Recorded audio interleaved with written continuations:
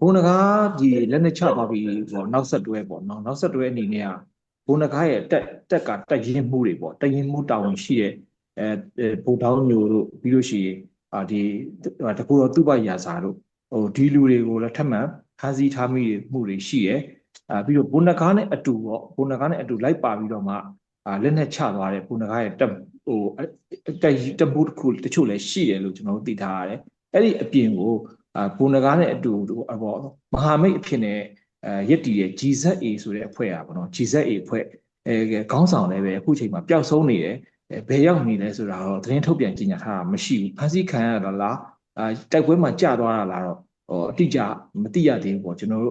အမြင်ပေါ့နော်အတိအကျမသိရသေးဘူးဒါပျောက်ဆုံးနေရဆိုတဲ့သတင်းထုတ်ပြန်ထားတယ်ဒီဆက်ပြီးတော့တိုက်ပွဲဖြစ်နေရဆိုတဲ့အတန်တော့မကြားရတော့ဘူးဆိုပေမဲ့အဲ့ဒီနေမြေထဲမှာပေါ့နော်စကားစဘက်ကလည်းစစ်ကြောင်းထိုးနေရလဲကြားတယ်ပေါ့စကားစဘက်ကနေပြီးတော့စစ်ကြောင်းလူအင်အားထောင်ချီပြီးတော့ထိုးနေရလဲရှိတယ်ဒီ NUG ဘက်ကနေပြီးတော့လေဒါတက်အင်အားတွေဖြန့်ထားတာလည်းရှိတယ်ပြီးလို့ရှိရင်ဒီနမခမုံရွာကနေပြီးတော့လေတက်ကနေလာပြီးတော့ဂျိုင်ရိုကော်ပတာတွေကျွန်တော်တို့ပါရာမော်တာတွေညတိုင်းဝဲပြီးတော့မှဘုံကျဲနေတာမျိုးတွေလည်းရှိရဆိုပြီးတော့ကျွန်တော်တို့ဒါသိထားပါတယ်ပေါ့ဟုတ်ကဲ့ဘုံနဂါပါသွားတာနဲ့ပတ်သက်ပြီးတော့တချို့ကတော့ဘုံနဂါစစ်တပ်နဲ့ငကိုတွေကချိတ်ဆက်မှုရှိတယ်အဲ့ဒါကြောင့်သူတို့လူသူတို့ပြန်ခေါ်သွားတာနောက်လူတွေကြတော့လေဒီဘုံနဂါနောက်ဆုံးဝိုင်းပြီးတော့ပိတ်ပြီးတိုက်ခံရလို့ဖတ်ပေါက်မရှိပဲနဲ့နောက်ဆုံးအဲ့ဒီလက်နဲ့မချခြင်းနဲ့လမ်းကြောင်းကိုပဲသူမရွေးခြင်းနဲ့လမ်းကြောင်းကိုပဲသူရွေးလိုက်ရလို့ပြောကြတယ်အဲ့ဒီအမြင်နဲ့ပတ်သက်ပြီးတော့ကိုကျော်ကိုရဲ့သဘောထားလေးအရင်ဆုံးပြောပြပေးပါဟုတ်ကဲ့အဲ့ဒီအမြင်နှစ်ခုစလုံးကပေါ့အစွန်းနှစ်ဖက်ကိုရောက်တယ်လို့ကျွန်တော်မြင်တယ်ပေါ့နော်တအားရိုးရှင်းတဲ့အဖြစ်ကြီးတွေဖြစ်နေတာပေါ့နော်နိုင်ငံရေးကိစ္စတွေမှာဒီတော်လှန်ရေးမှာဒီလိုလက်နက်ကင်တော်လှန်ရေးမှာပို့ပြီးတော့မှရှုပ်ထွေးတယ်အဲ့လောက်သိရိုးရှင်းဘူးပေါ့ကျွန်တော်မြင်တာဘုံနကဟိုးရင်တွေကစကားဆရဲ့ဒလန်တက်ရှို့ထားတာစကားဆကနေတွင်းထားတာဆိုတဲ့အယူဆပဲအဲ့ဒီအယူဆကတကယ်ဖြစ်နိုင်ခြေရှိသလားပေါ့ပြန်တွက်ကြည့်လိုက်လို့ရှိရင်အဲ့လိုဒါပေါ့နော်ဘုံနဂါတာအစောတည်းကအစိုးရရဲ့လူစကားဆရဲ့လူစစ်ကောင်စီရဲ့လူဖြစ်မယ်ဆိုလို့ရှိရင်တော်လန်ရေးကိုဒီအချိန်ထိ9နှစ်ကြာတဲ့အထိပေါ့နော်ဘုံနဂါအနေနဲ့တော်လန်ရေးထဲမှာရှိနေစရာအကြောင်းမရှိဘူးပေါ့နော်တကယ်အရေးပါတဲ့အချက်ချာကြတဲ့ပြုတ်ဝက်ချက်တွေကိုသိရပြီဆိုရင်ဒီဘုံနဂါအနေနဲ့ချက်ချင်းဗတ်ပြောင်းပြီးတော့မှဒါပို့ပြီးတော့ပြန်ပြီးတော့ဒုက္ခပေးလာနိုင်တဲ့အနေအထားရှိတယ်။ဘာကြောင့်လဲဆိုတော့ဘုံနဂါပန်ဆန်းလိုနေရာမျိုးပေါ့နော်အဲ့လိုမျိုးနေရာမျိုးတွေထိတယ်ခြေလန်းဆန့်ခဲ့တယ်ရောက်ဘူးမရောက်ဘူးတော့ကျွန်တော်အတိအကျမသိပေမဲ့လည်းအဲ့ဒီဘက်တွေထိအရောက်အပေါက်ရှိအောင်ဒါဆက်သွယ်ခဲ့တယ်နောက်ပြီးတော့ကျင်ဒါ611တက်မဟာလို့ခေါ်တဲ့ဒီကိုကန့်နဲ့ဒီຫນွေဦးတော်လှန်ရေးတပ်ပေါင်းစုတွေနဲ့ပူးပေါင်းဆောင်ရွက်တဲ့တပ်မဟာတွေလည်းဒါသူ့ရဲ့လူတွေကိုလွတ်ပြီးတော့မှဒီရှမ်းမြောက်ပိုင်းမှာတိမ်နီတိုက်ပွဲတို့အစရှိသဖြင့်တိုက်ပွဲတွေမှာလည်းတချို့သူ့လူတွေကိုထည့်ပြီးတော့ပါခိုင်းတာမျိုးတွေရှိခဲ့ဘုံနဂါဒီညီနောင်မဟာမိတ်သုံးပေါ်နဲ့ပူးပေါင်းပြီးတော့မှတိုက်ပွဲတွေမှာတိုက်ခဲ့တယ်ဆိုတော့ဒါအထောက်ထားရတော့ရှိတယ်ပေါ့နော်ဒါတွေကိုသူဘာလို့လုပ်ခဲ့တာလဲပေါ့နော်ဒါဒီလိုစကားဆရဲ့လူဟောရင်တွေကစကားဆရဲ့လူဆိုလို့ရှိရင်ဒီဘုံနဂါအနေနဲ့အခုအချိန်ကြမှာလက်နဲ့ချတာမျိုးမဟုတ်ဘူးသူ့ကို NUG အနေနဲ့ဖိအားပေးနေတဲ့အချိန်ကြာခဲ့ပြီသူ့ NUG ကအရင်ကတည်းကသူနဲ့ NUG နဲ့အဆင်မပြေတာကြာခဲ့ပြီအဲ့လိုအချိန်တွေကသူလက်နဲ့ချတာမျိုးဓမ္မမဟုတ်တခုခုပြန်ပြီးတော့တံပြန်တော်လှန်ရေးကိုလုပ်တာမျိုးပဲဖြစ်ကောင်းဖြစ်နိုင်နောက်တစ်ခုကဘိုးနဂါးကထွက်ပေါက်ပိတ်သွားပြီးတော့အခုချိန်ကြမှာချက်ချင်းဗတ်ပြောင်းသွားတယ်ဆိုတဲ့ဟာမျိုးလည်းပဲအဲ့လောက်လည်းမလွယ်ကူအဲ့လောက်လည်းမျိုးရှင်းဘူးလို့ကျွန်တော်မြင်တယ်ကျွန်တော်မြင်တာကတော့ဘုံနဂါးနဲ့ NUG ရဲ့ပြိပက္ခတွေဖြစ်လာလို့ဒီနယ်မြေထဲမှာလဲဆိုတဲ့ဒေသထဲမှာပြိပက္ခတွေကြီးထွားလာတယ်ကြီးထွားပြီးအဲ့ပြိပက္ခတွေကအကျိုးစီးပွားအသွင်သဏ္ဍာန်ဆောင်လာတဲ့အခါမျိုးမှာတစ်ဖက်နဲ့တစ်ဖက်ကတက်တယ်ဖြတ်တယ်ဆိုတဲ့အဆင့်ကြီးရှိလာတယ်ဟိုအရင်ကပလဲမောင်ကိစ္စလိုဟာမျိုးပေါ့ဟိုတိတ်မကြခင်ကရဲဘော်ကတုံးဆိုလားဘိုးကတုံးဆိုလားတယောက်ရဲ့ကိစ္စလိုမျိုးဒီလိုပြဿနာမျိုးတွေကခဏဖြစ်လာတဲ့အခါမှာဘာဖြစ်လဲဆိုတော့ဘုံနဂါစကားစစ်ကောင်စီဘက်ကနေဘုံနဂါကိုစီးယုံတာမျိုးတွေဘုံနဂါနဲ့ဒီ MOD နဲ့တွေးခွဲတာတက်ရှို့တွေးခွဲတာမျိုးတွေကဇက်တိုက်လှုပ်လာတာမျိုးရှိနိုင်တယ်အချိတ်ဆက်တွေစပြီးတော့ချိတ်ဆက်လာတာမျိုးလုပ်နိုင်တယ်အဓိကတော့စစ်တပ်ကတက်ရှို့တွေးခွဲတဲ့အလုပ်ကိုကျွမ်းကျင်ကျင်လည်တဲ့ ဖွဲ့စည်းဖြစ်တယ်ပေါ့နော်အဲ့လိုဖွဲ့စည်းဖြစ်တော့ဒီတော်လှန်ရေးကို तू ကတိတ်ခါချဖို့အတွက်သူတို့ကလုံမှာပြီးလို့ရှိရင်ဘိုးနဂါလိုလူမျိုးဗတ်ပြောင်းသွားတယ်ဆိုတဲ့သတင်းကိုမီဒီယာတွေမှာသူတို့ကထုတ်ပြန်ကြေညာပြီးတော့မှမင်းတို့တော်လှန်ရေးအရေးနှိမ့်နေပြီမင်းတို့တော်လှန်ရေးရှုံးနှိမ့်နေပြီတော်လှန်ရေးထဲမှာဘိုးနဂါတော့အမြင်မှန်ရသွားပြီကျန်တဲ့လူတွေလည်းအမြင်မှန်ရတဲ့တယ်ဆိုတဲ့လော်ဘီပုံစံမျိုးတနည်းအားဖြင့်ဝါဒဖြန့်ချီရဲ့ propaganda တွေကိုသူတို့ကလှုပ်ဆောင်ဖို့အတွက်ကိုသူကစစ်တပ်ဘက်ကစ조사ပြီးတော့ဒါအကောင့်ထဲပေါ်သွားတာလို့ကျွန်တော်မြင်တယ်အဲ့တော့ဘိုးနဂါကလည်းပဲငကူကကြောရိုးမခိုင်ဘူးပေါ့နော်အတွေးခေါ်အားနေတယ်အဲ့လိုအတွေးခေါ်အားနေတဲ့လူတယောက်ကိုအသုံးချပြီးတော့မှသူတို့စစ်တပ်ကသူတို့လူချင်းတဲ့ပုံစံမျိုးခေါ်သွားတာလို့ကျွန်တော်တော့ယူဆတယ်ပေါ့ဗျာအဲ့တော့ဘုံနဂါကိုသူတို့ဝါရဖြန့်ချီအတွက်ဒီအသုံးချသွားတဲ့ဆိုတဲ့ပုံရိပ်ကအဲ့ဒီအခုဟိုသူလက်နဲ့ချပွဲမှာသူ့ဒီ6လုံးပြူးတွေပါတွေချိတ်ခိုင်းထားပြီးတော့တပ်ပုံရိုက်တယ်ပေါ့နော်အဲ့တော့တချို့လူတွေကတော့ဒါကသူ့လူမို့လို့သူကတပ်ပုံရိုက်တာ6လုံးပြူးရောင်ချိတ်ထားပြီးတော့ခုနလက်နဲ့ချတဲ့ခန္ဓာမှာတပ်ပုံရိုက်တယ်ပေါ့နော်တချို့လူတွေကတော့ဒါကဘုံတကားလက်နဲ့ချတဲ့လူတယောက်ကိုသူတို့ဘယ်လိုမျိုးဒီချာချာဒီယူဆိုင်လဲဆိုတဲ့ဟာကို propaganda လုပ်ချင်လို့ပြတယ်လို့ပြောတယ်အဲ့ဒါနဲ့ပတ်သက်ပြီးတော့ကိုကျော်ကိုရဲ့အမြင်ကအဲ့6လုံးမျိုးချိန်ပြီးတော့တပ်ပုံရိုက်တာ propaganda လုပ်ဖို့လုပ်တာလားဒါမှမဟုတ်သူ့လူမို့လို့ဒီ6လုံးမျိုးကိုပဲမချဘဲနဲ့ချိန်ပြီးလုပ်တာလားအဲ့ဒါလေးလည်းနည်းနည်းလေးပြောပြပေးပါဟုတ်ကဲ့လက်နဲ့ချတဲ့ကိစ္စကြည့်လိုက်လို့ရှိရင်ကျွန်တော်ဖမ်းမိလက်နဲ့ချဆိုတာရှိရဖမ်းမိပြီးတော့မှလက်နဲ့ချလိုက်ရတဲ့လူမျိုးဆိုလို့ရှိရင်ဘယ်လိုဖြစ်လဲဆိုလက်ပြန်ကျိုးတုတ်တာမျိုးတို့ဒူးထောက်ခိုင်းတာမျိုးတို့တိတ်ခါချတာပေါ့နော်ပုံရိပ်တစ်ခုကိုဖြတ်ပြီးတော့မှအညံ့ခံသွားပြီးအရှုံးပေးသွားပြီးဆိုတဲ့ဟာကိုပြတ်တာတဲ့ပုံစံမျိုးနဲ့ဓာတ်ပုံတွေရိုက်ကြတယ်အခုဘုံနဂါလိုမျိုးဒါဘုံနဂါလိုမျိုးတို့ကလက်နဲ့ချဖို့အတွက်သူတို့အကြောင်းဆက်သွယ်လာပြီးတော့လက်နဲ့ချရဲပေါ့နော်လက်နဲ့ချပြီးတော့မှသူတို့လက်ထဲရောက်လာတာဖမ်းမိလာတဲ့လူကိုသူကဘယ်လိုခေါ်လဲဆိုလို့ရှိရင်သူ့ရဲ့ uniform နဲ့သူ့ရဲ့ဒီ pistol ပေါ့နော်အဲ့လိုမျိုးခါးချားမှာချိတ်ပြီးတော့အဆောင်အယောင်နဲ့အပြည့်နဲ့ပဲဒါဘိုးတယောက်အစ်စ်နဲ့ပဲသူကဒီလိုမျိုးဓာတ်ပုံရိုက်လိုက်တယ်ဆိုတာဒါပုံဖော်တာကဘာလဲဆိုတော့သူက propaganda ပဲဗျကျွန်တော်ကတော့ propaganda ဆိုတဲ့ဘက်ကပဲရက်တည်ဘာကြောင့်လဲဆိုဒါယာတို့ကြည့်တဲ့လူတယောက်တက်အင်အားတော်တော်များများကိုချုပ်ကင်ထားနိုင်တဲ့အရာရှိပေါ့နော်အရာရှိတယောက်ခေါင်းဆောင်တယောက်ကိုယ်တိုင်တော်မှသူတို့စီကိုရောက်လာပြီးမှသူတို့နဲ့ပူးပေါင်းလိုက်ပြီဆိုတဲ့ဟာကိုပြသခြင်းအဖြစ်ဘုံနဂါလောက်အင်အားမကြီးတဲ့ခြားတော်လှန်ရေးတပ်ဖွဲ့ဝင်တွေအကုန်လုံးဒါတုံ့နှုတ်ခြောက်ချသွားအောင်စိတ်ပိုင်းဆိုင်ရာအအားနေသွားအောင်တိတ်ငယ်သွားအောင်ဒါထိုးနှက်တာလို့ကျွန်တော်တို့ကညင်တယ်ပေါ့ဒါကတမင်တကာရည်ရွယ်ချက်ရှိလုပ်တာပြီးလို့ရှိရင်စစ်ကောင်စီ lobby page တွေမှာတော့ဒီဓာတ်ပုံကိုမဝါးစေနဲ့မှုံချင်းဝါချင်းမရှိပဲနဲ့ကြည်ကြည်လင်လင်ပြပြသားသားနဲ့မျက်နာတွေကအစကွက်ကွင်းတင်ပေးဖို့ဆိုပြီးတော့မှဒါက lobby တွေကပြောနေကြတာတွေ့ရတယ်ဒါသိကြတယ်ဒါ propaganda လုပ်ဖို့အတွက်အသေးချာချာပြင်ဆင်ထားတယ်လို့ကျွန်တော်တို့ကယူဆရပြဟုတ်ရာဇဝတ်မှုတွေကျူးလွန်ထားတယ်ဆိုရင်လည်းဘုံနဂါကိုသူတို့ဝိုင်းမတိုက်ခင်ဘုံနဂါလက်နက်မချခင်ကအဲ့ဒီထုတ်ပြန်ချက်ပြည်ထောင်ဝန်ကြီးဌာနကိုလွင်ကိုလက်မှတ်နဲ့အဲ့ဒီရာဇဝတ်မှုတွေကျူးလွန်ထားတယ်ဆိုတဲ့ထုတ်ပြန်ချက်ကိုမထုတ်ဘဲနဲ့ဘုံနဂါကဒီစစ်အုပ်စုလက်ထဲကိုလက်နက်ချလိုက်ပြီးတော့ဓာတ်ပုံတွေထွက်လာပြီးတော့မိနစ်ပိုင်းကြာမှအဲ့ဒီ NUG ပြည်ထောင်ဝန်ကြီးဌာနကအဲ့ဒီဒီရာဇဝတ်မှုကျူးလွန်တယ်ဆိုတဲ့ထုတ်ပြန်ချက်ကိုထုတ်တယ်ဆိုတော့အဲ့ဒါဘာဖြစ်လို့သူတို့ကအဲ့လိုမျိုးအချိန်ကိုက်လုပ်တာလဲဘာကြောင့်အဲ့လိုမျိုးလက်နက်ချပြီးတော့မှရာဇဝမှုကျူးလွန်ပါတယ်ဆိုတော့ထုတ်ပြန်ချက်ကိုထုတ်တာလေကိုကျော်ကိုအဲ့ဒါဘယ်လိုထင်လဲအခုဟာကြတော့အဲ့လိုမျိုးမမြင်ဘူးဗျကျွန်တော်တို့ line ပေါ်မှာမြင်တာကြတော့မကြည်လည်မှုတွေကိုအခြေခံပြီးမှတိုက်ပွဲဖြစ်တယ်လို့မြင်တယ်တစ်ခုနဲ့တစ်ခုတစ်ဖက်နဲ့တစ်ဖက်မကြည်လည်ဘူးဗျတစ်ဖက်နဲ့တစ်ဖက်ကအခြေတင်တွေဖြစ်ကြတာခုနကျွန်တော်ပြောသလိုပဲနေမီလူတယ်အကျိုးစီးပွားလူတယ်အဓိကတစ်မောင်ကိုဂိတ်တွေဘာဂိတ်တွေညာဂိတ်တွေအဲ့ဒီဂိတ်ကားဂိတ်တွေကိစ္စတစ်ဂိတ်တွေကိစ္စတွေနဲ့ပြဿနာတွေကတက်ပြီးတော့မှအချင်းချင်းတက်လာဖြတ်လာတွေဖြစ်ပြီးတော့ဒါသူပြစ်ကိုပြစ်ပေါ့နော်ဟိုဘက်ဒီဘက်တွေဖြစ်ကြပြီးတော့မှဒါမကျေနပ်မှုကပောက်ကွဲထွက်သွားပြီးတော့တိုက်ပွဲဖြစ်တယ်ဖြစ်ပြီးတော့ဘုံနဂါထွက်ပြေးသွားတယ်ရန်သူနဲ့ပူးပေါင်းသွားတယ်ဆိုတဲ့အချိန်ကြတော့မှဒီစာထွက်လာတယ်ဆိုတော့လုံးဝဟာလွဲမှားနေတယ် procedure မမှန်နေဘူးဗျာနော်ဒါနောက်ဆုံးကြတော့ဘုံနဂါဒီလိုမျိုးဒီရာဇဝတ်မှုတွေကျွလွန်ထားလို့ရန်သူနဲ့ပူးပေါင်းသွားတယ်ဆိုတဲ့အချိန်ကျမှကပ်ပြီးတော့ထုတ်ပြန်လိုက်တယ်ဆိုတာ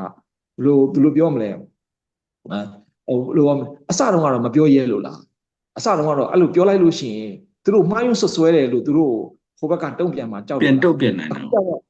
ဟုတ်အခုကျတော့မှဒီရန်သူနဲ့ပေါင်းသွားတယ်ဆိုတော့လုံးဝဒီကောင်ကမြောင်းနဲ့ရောက်သွားပြီဆိုတော့မှ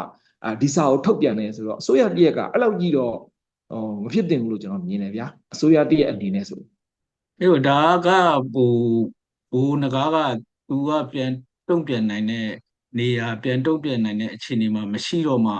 အဲ့ဒီဟာကြီးကိုထုတ်တယ်လို့မျိုးဖြစ်နေတာပေါ့ ဟုတ်ကဲ့ဗျာဟုတ်တယ်အဲ့တိုင်းဖြစ်နေတာဗျာဟုတ်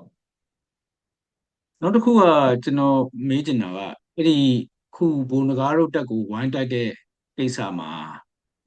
ဒီ BNR တွေကိုရော SRA တက်ပေါင်းစုမှာပါတဲ့ဂျန်ဇက် A ပေါ့နော်ရီဇက် A ကိုရောဟိုတိုက်တယ်ဆိုတော့ဒီစကိုင်းတိုင်းထဲမှာရှိနေတဲ့ဒီဟို MOD လက်အောက်ခံမဟုတ်တဲ့ဒီ local PDF တွေအတွက်စိန်ခေါ်မှုတွေရှိလာပြီလို့ကျွန်တော်ထင်တယ်လေအဲ့တော့တချို့ကတော့ဒီကိစ္စကြီးကဒါကဒီ NUG က local PDF ပပျောက်ရေးကိုစပြီးလုပ်နေပြီလို့ပြောနေကြတဲ့လူတွေရှိတယ်အဲ့တော့ဟိုဘက်မှာလည်းကျွန်တော်တို့ပဲခူးတိုင်းဘက်မှာလည်းအဲ့လိုမျိုးလုပ်နေတာရှိစလုပ်နေပြီဆိုတော့ NUG က local PDF ပပျောက်ရေးကိုတကယ်ပဲလုပ်နေပြီလားအဲ့ဒါနဲ့ပတ်သက်ပြီးတော့ကိုကျော်ကိုရဲ့အမြင်လေးပြောပြပေးပါဟုတ်ကဲ့ဟုတ်NUG ကဒီဘုံနဂါကိုတိုက်မတိုက်ခင်မှာပေါ့နော်တိုက်ဆိုင်ပေါ့နော်တက်မှုကြီးများအစည်းအဝေးဆိုတာလှုပ်လိုက်တာဟုတ်တတိထားမိရကျွန်တော်တော့တတိထားမိရအဲ့တက်မှုကြီးများအစည်းအဝေးကဘာတွေဆွေးနွေးလဲဆိုတာသူတို့တရားဝင်သတင်း line ပေါ်မှာထုတ်ပြန်တယ်ဒါပေမဲ့သူတို့တရားဝင်ထုတ်ပြန်တဲ့ဒီသတင်းထဲမှာတော့ဒီ local PDF တွေနဲ့ပတ်သက်တာတခုမှမပါဘူး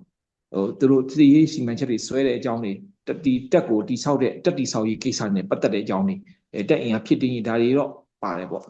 ဒါပေမဲ့ကျွန်တော်အဲ့ဒီဟာနဲ့ပတ်သက်ပြီးတော့ဒါဒီအစည်းအဝေးမှာပါဝင်တဲ့လူတွေကတော့တင်းမထုတ်ပြန်ပေးမယ်လေကျွန်တော်စိတ်ထဲမှာထင်မြင်ယူဆတာရောကျွန်တော်တို့တွက်ချက်လိုက်တာပေါ့နော်အရှိနဲ့အနောက်ကိုဆက်ပြီးတော့ဘုံနဂါတိုက်ပွဲတွေပါတွက်ချက်လိုက်တဲ့အခါမှာဒီတမိုးကြီးများအစည်းအဝေးဆိုတာဟာဘုံနဂါတို့ကိုတိုက်ဖို့ local PDF တွေပေါ့နော်တိုက်ဖို့ဒါသဘောတူညီချက်ယူပြီးတော့ညှိပြီးတော့မှ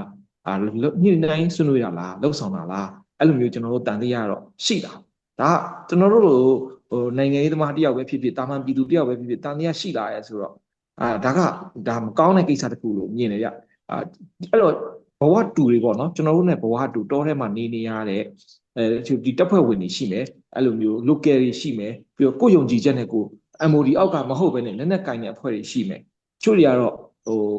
ရောလိုမျိုးပေါ့နော်ရောဒေတာဆိုရင်သူကစကိုင်းတိုင်းထဲမှာပါတယ်sorry မကွေးတိုင်းထဲမှာပါတယ်စကိုင်းနဲ့မကွေးအဆက်ပေါ့ဒါပေမဲ့ရောဆိုတာတိတက်ပြည်နယ်မဟုတ်ဘူးဒါပေမဲ့တိုင်းရင်းသားပေါ့ဒီရောတိုင်းရင်းသားတွေကလည်း YDF တို့အဲ့လိုအများကြီးပဲထောင်တာ YA တို့အဲ့လိုထောင်ထားတယ်သူတို့လည်း MOD အောက်မှာမဝင်ထားဘူးပေါ့အဲ့လိုအဖွဲ့အစည်းတွေရောတိုက်ခိုက်လာနိုင်မလားပေါ့ကျွန်တော်တို့ကတွေးစရာရှိလာတယ်အများကြီးပဲBBLA PLA အဲ့လိုမျိုးအဖွဲ့တွေ SRF ဒီလိုအဖွဲ့တွေကအများကြီးပဲရှိတယ်ဒီလိုအဖွဲ့တွေကိုရောဒါ local ရှင်းလင်းရေးဆိုတဲ့ခေါင်းစဉ်အောက်ကနေမှတစ်ဖွဲ့ချင်းစီကိုရှင်းမလားငါတို့အောက်ကိုဝင်ရင်ဝင်မဝင်လို့ရှိရင်တိုက်မယ်ဆိုတဲ့သဘောထားကကျသွားပြီလားဆိုတဲ့ဟာကိုတွေးစရာဖြစ်လာအဲ့ဘိုးနဂါကဒီစေအုပ်စုလက်ထဲကိုရောက်သွားပြီဆိုတော့စေအုပ်စုကဘိုးနဂါကိုဘယ်လိုမျိုးတုံးချလာနိုင်တယ်ဥပမာစကိုင်း BGF အဖွဲ့လိုမျိုးအဲ့လိုမျိုးဖွဲ့ပေးပြီးတော့သူ့နောက်ကလက်နက်တွေတက်ပေးပြီးတော့စကိုင်းတိုင်းထဲမှာရှုပ်ထွေးအောင်လုပ်တာမျိုးတွေရောဖြစ်လာနိုင်ဟုတ်ကဲ့ဗျဘိုးနဂါကိုသူတို့ကြိုက်တယ်လို့အသုံးချလို့ရသွားပြီပေါ့သူတို့လက်ထဲရောက်သွားပြီဆိုတော့လေသူတို့ခိုင်းတဲ့အတိုင်းဘိုးနဂါလောက်ရတော့မှာဘာလို့ကျွန်တော်တို့ကြားခုတဲ့စကားတစ်ခွန်းရှိရပါဘောအရှိကလူကြီးတွေပေါ့ကျွန်တော်တို့စီနီယာကြီးတွေပြောလို့လက်နဲ့ချရဲဆိုရင်တစ်ခါချပြီးရင်တစ်သက်လုံးခဏလက်နဲ့ချရတာပေါ့သူဘိုးနဂါလက်နဲ့ချလိုက်ပြီနောက်ပိုင်းကျလဲသူ့ခိုင်းတဲ့အတိုင်းသူမဖြစ်မနေလုပ်ကိုလုပ်ရတော့မယ်အဲ့တော့ BGF ပုံစံမျိုးနဲ့စကိုင်းတိုင်းထဲမှာမှွေနောက်ကိုအတွက်ပြန်အသုံးချရမျိုးနဲ့ဖြစ်လာနိုင်လို့ခုနပြောသလိုကျွန်တော်သုံးသက်တာကတော့အခြားအဖွဲ့တွေပေါ့ဘုံနဂါနဲ့ငကိုတွေကနီးစပ်ပြီးသားအဖွဲ့တွေရှိမယ်နီးစပ်ပြီးသားလူငယ်တွေရှိမယ်အဲ့လူငယ်တွေအဲ့အဖွဲ့တွေကိုရန်သူဘက်ပါလာအောင်ရန်သူခွင်ထဲကိုရောက်လာအောင်ဆွဲခေါ်တာမျိုးအဲ့လိုစီးယုံတာမျိုး လုံမှာတံပြန်ပေါ့နော်တံပြန်တော်နိုင်ရေးပေါ့လုံမှာအဲ့လိုမျိုးမြင်တယ်ပြီးတော့အန်ယူဂျီအကြောင်းတွေကိုဘုံနဂါကလည်းတိတင်တလောက်တိထားတာရှိတယ်အန်ယူဂျီတွေကပေါ့ဥမာအောက်ခြေပေါ့ဒီပလဲခရိုင်ရင်းမာပင်ပလဲမြို့နယ်ရင်းမာပင်ခရိုင်အဲ့ကအဖွဲ့ဝင်တွေကတဦးချင်းစီရဲ့အားနည်းချက်အားသာချက်တွေကိုတိထားတယ်တိထားတော့ဒီလူတွေကဘယ်သူကဘာလုပ်ခဲ့တယ်ဘယ်သူကဘယ်ချိန်မှာဘလို့တတ်ခဲ့တယ်ဘယ်သူကိုဖြတ်ခဲ့တယ်ဒါတွေအကုန်လုံးဘုံနဂါကနေဝါဒဖြန့်ချီရေးအာဘော်ဖြန့်ချီရေးအတွက်စစ်တပ်ခိုင်းတဲ့အတိုင်းလုပ်ကိုလုပ်တော့မှာသိကြတယ်အဲ့တော့အဲ့ဒီလိုမျိုးကိစ္စတွေပေါ်လာပြီးတော့တော်လန်ကြီးတို့လူလူအယုံကြည်မဲ့အောင်လုပ်ချင်တာဒီကစစ်တပ်ရဲ့အကွက်ကတော့ဒါပဲစစ်တပ်ကဒီပွဲမှာအမျက်ထွက်သွားတယ်ဆိုတာဘုံနဂါကိုရသွားတာသူတို့အတွက်အယက်မြက်တယ်ဘာလို့လဲသူဘုံနဂါကိုပြန်သုံးပြီးတော့တော်လန်ကြီးကိုအယုံကြည်မဲ့အောင်လုပ်တယ်အဲ့ဒါကိုအန်ယူဂျီကလည်းပဲအခုကတည်းကဘုံနဂါကိုအယုံကြည်မဲ့အောင်လောက်ကြရပေါ့လောက်တယ်ပေါ့ဘုံနဂါမှာမိမ9ယောက်ရှိတယ်ဘာဖြစ်တယ်ညာဖြစ်တယ်အဲ့လိုပုံကိုရေးပေါ့နော်ဒီတနည်းအားဖြင့်ပြောလို့ရှိရင် personal ဘိုင်းကိုပဲဇောင်းပေးပြီးပြောနေနိုင်ငံရေးဘိုင်းကိုမပြောဘူးပေါ့နိုင်ငံရေးအားနည်းချက်တွေနိုင်ငံရေးသူ့ရဲ့နိုင်ငံရေးမရှိမှုတွေဒါတွေကိုအဓိကမပြောဘဲနဲ့ဒီပုံကိုရေးကိစ္စတွေကိုပဲ line ပေါ်မှာခဏခဏတွေ့နေရအဲ့တက်ကအဲ့ဒါကဘာမှမဟုတ်ဘူးဗျစစ်တပ်လုံလာမယ့်အကွက်ကိုကြိုကာဖို့ကအဓိကစစ်တပ်ကအန်ယူဂျီရဲ့အားနည်းချက်တွေကိုဘုံနဂါတစ်ဆင့်သိပြီးသွားလို့ရှိရင်ဒီပြည်သူလူထုကတော်လှန်ရေးကိုယုံကြည်ကင်းမဲ့လာအောင်ဖန်တီးတော့မယ်ဆိုတဲ့ဟာကိုယ့်ကိုယုံကြည်မှုတိုးလာအောင်ပြည်သူကယုံကြည်မှုရှိလာအောင်ဘယ်လိုလုပ်မလဲဆိုတာကိုမလုပ်ပဲမပြောဘဲနဲ့ဘုံနဂါကိုအယုံကြည်မဲ့သွားအောင်လိုက်လုပ်နေတဲ့ဟာကတော့မဟာဗျူဟာလွဲနေတယ်လို့မြင်တယ်ပုဂ္ဂိုလ်ကြီးဘိုးနဂါကိုအညှို့တေးထားပြီးလုပ်တဲ့ကိစ္စတွေကကျွန်တော်တို့သိရတဲ့လောက်တော့ပလဲနယ်ထဲမှာကိုဇော်ထက်တို့နဲ့ကိုနဂါတို့ဂျာကပုဂ္ဂိုလ်ကြီးအညှို့တေးတွေကဟိုးဒီနွေဦးတော်လှန်ရေးမစခဲ့ခင်တည်းကရှိတယ်စတော့ကလည်းရှိတယ်ပေါ့ဗျာနေရာလူကြတယ်ပေါ့ဗျာကျွန်တော်တို့အဲ့လိုပဲပြောတယ်အဲ့ကနေစပြီးတော့ဘုံနဂါကိုအပိသက်ခြေမုံမှုလမ်းကြောင်းထိကိုရောက်လာတယ်လို့ကျွန်တော်ကတော့ထင်တယ်ကိုရဲ့အမြင်လေးလည်းပြောပြပါဦးအဲ့ကိစ္စနဲ့ပတ်သက်ပြီးဟုတ်ကျွန်တော်ပလဲနယ်ကိုတော့မရောက်ဘူးဗျပလဲနယ်ကဒီကိုစောထက်တို့နဲ့ဘုံနှကောင်းနဲ့ line ပေါ်မှာပြဿနာတက်တိုင်းတော့လိလာကြည့်တယ်တုံးသက်ကြည့်ရပေါ့နော်သူတို့ကပုံကိုကြီးအညိုတေးတေးကြပေါက်ရှိတယ်ကျင်းသေးပေါက်ရှိတယ်ဘာကြောင့်လဲဆိုလို့ရှိရင်သူတို့ပြောတဲ့စကားတွေဟိုဘက်ဒီဘက်ပြောတဲ့လေယူလေသိန်းတွေနားထောင်လိုက်လို့ရှိရင်နိုင်ငံရေးအရာချက်နဲ့လက်နဲ့ဖြည့်ရှင်းနေရမှာမဟုတ်ဘူးကိစ္စတွေတစ်ခုဖြစ်လာလို့ရှိရင်အဲ့လိုငါဘာကောင်လဲမင်းဘာကောင်လဲဆိုတာကိုပြနေတာလေအဲ့ဒီပုံစံမျိုးဖြစ်နေတာအဲ့ဒီဟာကျွန်တော်အရင်စိတ်ပြတ်တာပေါ့နော်တော်လိုင်းရေးတစ်ခုလောက်ရတာနိုင်ငံရေးတစ်ခုလောက်ရတာလူကြီးလူကောင်းပြီးပြောဆိုထိုင်ပြီးတော့ဆွေးနွေးပြီးမှလောက်ရတဲ့ဝင်းကျင်မှာပဲကျွန်တော်တို့ကဒါငငယ်လေးတွေကကြီးပြင်းလာကျွန်တော်တို့ရဲ့ရန်သူဆိုလို့ဘာပဲရှိတယ်ဆိုရန်သူဆိုစစ်ကောင်စီပဲရှိတယ်ကျွန်တော်တို့ဒါအကိုတို့လည်းသိပါတယ်အကိုတို့လည်းဒါကျွန်တော်တို့ရဲ့စီနီယာကိုဒီပဲအဲ့တော့88မျိုးဆက်တွေရောကျွန်တော်တို့96 98တွေရောအကုန်လုံးကျွန်တော်တို့ ਨੇ အမြဲတမ်းထိတွေ့ဆက်ဆံတဲ့အခါမှာကျွန်တော်တို့တယောက်နဲ့တယောက်တိုင်းတာတစ်ခုတည်းလေးစားစွာနဲ့ငဲတာကြီးတာမပါဘူးအကုန်လုံးစကားပြောတာအစအဲ့လိုကောင်းကောင်းမွန်မွန်ပြောကြတာအဲ့တော့သူတို့ကြတော့အဲ့လိုမဟုတ်ဘူးဗျအရက်ထဲလမ်းဘေးမှာရံပွဲဖြစ်တယ်လို့မျိုးကြီးပြဿနာတွေကအမြဲတမ်းတက်တယ်ဒါကနှစ်နဲ့ချီပြီးတော့ဖြစ်တာတနည်းနဲ့ဖြစ်တာမဟုတ်ဘူးနှစ်နဲ့မှာလည်းသူတို့အဲ့ဒါကိုလောက်ကြတဲ့ဟိုဟာတွေလည်းရှိတယ်လေနော်ဟုတ်ကဲ့ဗျာလည်းတွေ့ရတယ်အဲ့လိုမျိုးကြီးကအဲ့ဒါပုံကိုရေးပေါ့ဒါပုံကိုရေးပဲသိချပြီးပုံကိုရေးအညှိုးတေးတွေနဲ့ပဲစကြတာပဲအဲ့လိုကျွန်တော်တို့မြင်တယ်ပြီးတော့နိုင်ငံရေးကာချာမရှိတာပေါ့နော်ပုံကိုအညှိုးတေးလဲပါလို့နိုင်ငံရေးယဉ်ကျေးမှုအဲ့နိုင်ငံရေးယဉ်ကျေးမှုကမရောက်လာတာစကိုင်းခွင်တွေကိုရောက်မလာရောက်တဲ့နေရာတွေတော့ရောက်ချင်ရောက်မှာပေါ့နော်မြို့နယ်တော့ဝိုက်တို့တနည်းအားဖြင့်မုံရွာပတ်ချလဲတို့ဖြစ်ဖြစ်မယ်ဒါပေမဲ့အဲ့လက်နဲ့ကင်ထားတဲ့ပလဲနယ်မှာကြီးလက်ဒေတာမှာနိုင်ငံရေးကာချာတော်တော်လေးကင့်မဲ့နေအဲ့လိုမျိုးတွေ့ရဒါကိုတာဝန်ရှိတဲ့လူကတော့အန်ယူဂျီပဲဗျဒီနေရာမှာသူ့ကိုပဲခဏခဏပြောနေရတာလည်းပဲဟိုဘာမှတော့အထူးလာမှာမဟုတ်ဒါပေမဲ့ပြောရမှာပဲအန်ယူဂျီကအစိုးရတရက်အနေနဲ့ပေါ့နော်လောက်ရမယ့်လောက်ကငါတို့အစိုးရဖြစ်ပြီးရောဆိုတဲ့ဟာမျိုးမဟုတ်ဘူးဟိုနိုင်ငံရေးကာချာတခုတိကျတိဆောက်ရမှာဒါကိုသူတို့ရဲ့လူလို့သတ်မှတ်ထားတဲ့ကိုစောထက်တို့ပဲဖြစ်စေဒိုဘိုတန်မဏိတို့ပဲဖြစ်စေအဲ့လိုဘိုးစွမ်းတို့ပဲဖြစ်စေဒီလိုလူမျိုးတွေကိုတိကျနိုင်ငံရေး training တွေဘယ်နှခါပေးဘူးလဲပေါ့ပေးဖို့မယ်လို့တော့မထင်ပါဘူးကျွန်တော်တော့အဲ့ဒါတွေအကြောင်းလို့ပြဿနာပိုကြီးလာတယ်လို့မြင်တယ်မြေပေါ်နိုင်ငံရေးလှုပ်ရှားမှုရောလက်နက်ကိုင်တော်လှန်ရေးလှုပ်ရှားမှုမှာရောပါခဲ့တဲ့ဒီ1960နှစ်ကျောင်းသားသမဂ္ဂခေါင်းဆောင်ပေါ့နော်နာမည်တော့ကျွန်တော်မပြောတော့ဘူးဒါကျွန်တော်တို့ပြည်တဲ့သူ့ရဲ့စကားတွေကိုနားထောင်ပြီးတော့ကြီးပြင်းခဲ့ရတာပေါ့ 1960နဲ့ကျောင်းသားခေါင်းဆောင်တယောက်ကပြောဘူးလေလူတွေလက်ထဲတနက်ရောက်သွားရင်စိတ်ပြောင်းတတ်တယ်တဲ့အဲ့တော့အဲ့ဒီဟာသူပြောတဲ့စကားတွေကအခုသက်သေပဲတင်မလားအဲ့တော့တနက်ဒီဟိုလူတွေလည်းတနက်ရောက်သွားရင်အရင်တော့စကားပြောဆိုပြီးတော့ဖြည့်ရှင်းရမယ်ဆိုတာတနက်နဲ့ပဲဖြည့်ရှင်းကြတယ်အဲ့တော့ငါလက်ထဲတနက်ရောက်သွားတနက်ရှိတယ်ဒီကောင်ငါတနက်နဲ့ပဲလုပ်လိုက်မယ်ဆိုတဲ့ဟာမျိုးတွေဖြစ်တယ်ဆိုတော့အဲ့ဒါနဲ့ပတ်သက်ပြီးတော့ဟိုကိုကျော်ကိုရဲ့အမြင်လေးလည်းနည်းနည်းလေးသုံးသပ်ပေးပါဟုတ်ကဲ့ဟုတ်ကဲ့ဒီတနက်ကိစ္စကိုပြောရမယ်ဆိုလို့ရှိရင်တော်လှန်ရေးအစပိုင်းမှာတည်းကဒီတနက်ကိစ္စကတော်တော်လေးကိုရှေ့ရောက်လာတာလူတွေကတက်တီထောင်ကြတဲ့အခါမှာအဓိကဘာရှိဖို့လဲဆိုတော့မောင်းပြန်တနက်ကင်ရဖို့ပဲဒါကတက်ထီထောင်ရခြင်းရဲ့ရည်ရွယ်ချက်ကစစ်ကောင်စီကိုတိုက်ဖို့နယ်မြေကာကွယ်ဖို့ပြီးလို့ရှိရင်နယ်မြေတစ်ခုကိုတိဆောက်တော်လှန်ရေးနယ်မြေဖြစ်အောင်တိဆောက်ဖို့ပြောင်းလဲဖို့ပြည်သူလူထုရဲ့အခွင့်အရေးလူခွင့်ရေးတွေကာကွယ်ပေးဖို့ဆိုတာဟာတွေကနောက်ပါအဓိကကတော့ကျွန်တော်ဖြစ်စေဒါတခြားတစ်ယောက်ဖြစ်စေပေါ့တက်ထဲကိုဝင်လာပြီဆိုတာတဲ့ကလေးကစစ်ယူနီဖောင်းအပြည့်အစုံနဲ့တနက်ကင်ရမယ်တနက်လွယ်ရမယ်တနက်နဲ့ဓာတ်ပုံရိုက်ပြီးမှလိုင်းပေါ်တင်တာအဲ့ဒါဒါခက်စားတယ်အဲ့လိုမျိုးဖြစ်နေလူငယ်တွေပေါ့လူငယ်အထူးသဖြင့်ဂျန်စီတွေမှာလည်းအဲ့ဒီ feeling တွေရှိတယ်အဲ့ဒီလိုမျိုးဖြစ်အောင်အရှိမဖန်တီးပေးတဲ့လူတွေထဲမှာကျွန်တော်တို့မျိုးဆက်တွေကလူတွေလည်းပါခဲ့တာပေါ့ကိုစစ်ဦးစီးချုပ်ပါညာဆိုကြီးညာဓာတ်ပုံတွေရိုက်တဲ့ကောင်တွေလည်းရှိတယ်အဲ့လို line ပေါ်မှာ star တွေဖြစ်သွားတော့ selly တွေဖြစ်သွားတဲ့ဟာကိုအားကြပြီးတော့လူငယ်တွေကအကုန်ပြက်စီးကုန်အဲ့လိုပဲပြောရလူငယ်တွေအကုန်ပြက်စီးကုန်တယ်လို့ပြောတဲ့စကားဒါလွန်ကောင်းလွန်သွားလိမ့်မယ်ကျွန်တော်ပြောကြလူငယ်အားလုံးကိုပြောချင်တာမဟုတ်ဘူးအဲ့ဒီ trend ကိုလိုက်သွားရင်လူငယ်ကိုပြောချင်တာကျွန်တော်တို့ဒီ Gen Z တွေကိုသေးစားတယ်တော်လှန်ရေးတို့အသက်ပေးသွားတဲ့လူငယ်တွေအများကြီးရှိရဆိုတော့သိတယ်အကုန်လုံးကတော့ပေါ်ပင်မဟုတ်ဘူးဒါပေမဲ့တော်တော်များများကဘယ်ဟာမှန်ဘယ်ဟာမှားဆိုတာခွဲရခတ်သွားပြီပေါ်ပင်တော့ကိုလိုက်သွားကြအဲ့တော့တနက်ကင်တယ်ပေါ့ဗျာတနက်ကိုဝယ်တယ်ပေါ့တနက်ကတချို့ဟာတွေကအလကားမရဘူးဝယ်ရတာဈေးတွေကလည်းတဖြည်းဖြည်းခေါင်ခိုက်လာတယ်တိမ်ပေါင်းရာကနေဖြစ်လာပြီဆိုတဲ့အခြေအနေတွေအဲ့တော့အဲ့တနက်ရပြီးသွားရင်ဘာဆက်လုပ်မလဲဆိုတော့တနက်ရပြီးသွားရင်နိုင်ငံရေးလုပ်ရမှာဗျတနက်ကင်ပြီးနိုင်ငံရေးလုပ်ရမှာဘာလို့လဲကိုခုခံကာကွယ်ဖို့တနက်ကင်တယ်ကိုပြည်သူကိုခုခံကာကွယ်ဖို့တနက်ကင်တယ်ဒါပေမဲ့လောက်ရမှာကတော့နိုင်ငံရေးပဲစစ်ရေးနဲ့နိုင်ငံရေးအဆက်ဆိုတာကိုမေ့သွားပြီဒီတနက်ရလာတဲ့အချိန်မှာဘာဖြစ်လာလဲဆိုဒီတနက်ကိုအကြောင်းပြုပြီးမှတစ်ဖက်နဲ့တစ်ဖက်အားပြိုင်တာ